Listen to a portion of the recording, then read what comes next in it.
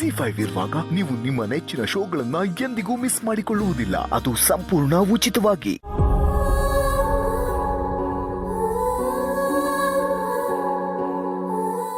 ಲಕ್ಷ್ಮಿ, ಇದ್ಯಾಕೆ ಹೀಗಿಲ್ ಕೂತಿದ್ಯಾ? ದೇವಸ್ಥಾನಕ್ಕೆ ಹೋಗಿ ಬಂದಲ್ಲ, ಅದಕ್ಕೆ ಸುಮ್ಮನೆ ಕೂತಿದ್ದೇನೆ.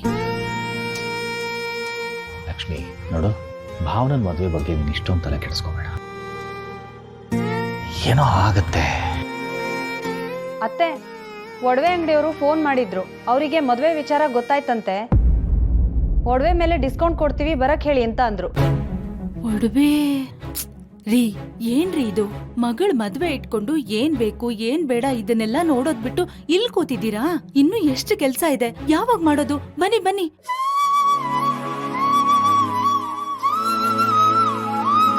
ವೀಣಾ, ಬಟ್ಟೆ ಎಲ್ಲ ಮಡ್ಚಿಟ್ಯಾ? ರೀ, ನೀವಿವತ್ತು ಆಫೀಸ್ಗೆ ರಜಾ ಹಾಕ್ಬಿಡಿ. ಇದ್ದಕ್ಕಿದ್ದಂಗೆ ರಜಾ ಹಾಕಿ ಅಂದ್ರೆ ಹೆಂಗ್ ಹಾಕ್ಲಿ?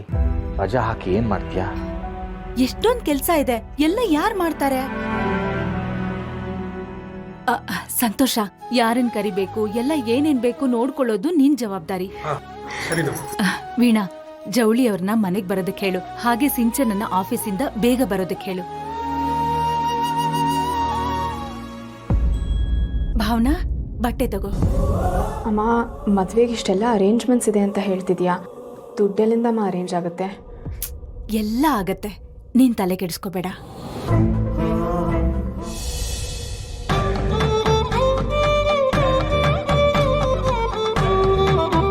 ಭಾವನಾ, ನೀನು ಮದುಮಗಳು, ನಿನಗೆ 5 ಸೀರೆ ಬೇಕಾಗತ್ತೆ. ನಿನಗೆ ಯಾವ ಸೀರೆ ಇಷ್ಟ ಆಗತ್ತೋ ಅದನ್ನ ತಗೋ.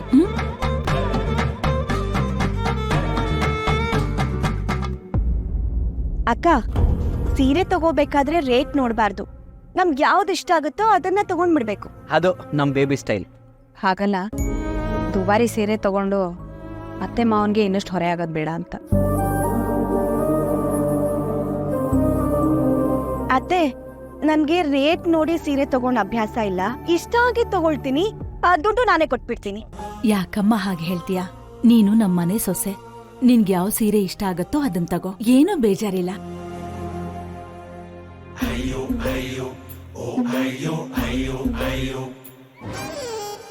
ಗೋವಿಂದ ಗೋವಿಂದ.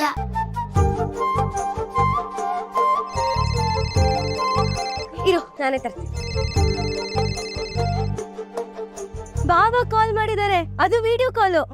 ತಗೊಳಕ್ಕ, ಮಾತಾಡು. ರಿಸೀವ್ ಮಾಡು. ಮಾಡು. ಹಾಯ್ ಬಾಬಾ. ನೋಡಿ, ಈ ಸೀರೆ ಅಕ್ಕಂಗೆ ತುಂಬಾ ಚೆನ್ನಾಗಿ ಕಾಣಿಸ್ತಿದೆ ಅಲ್ವಾ? ಎಲ್ರು ಹಾಯ್ ಹೇಳಿ.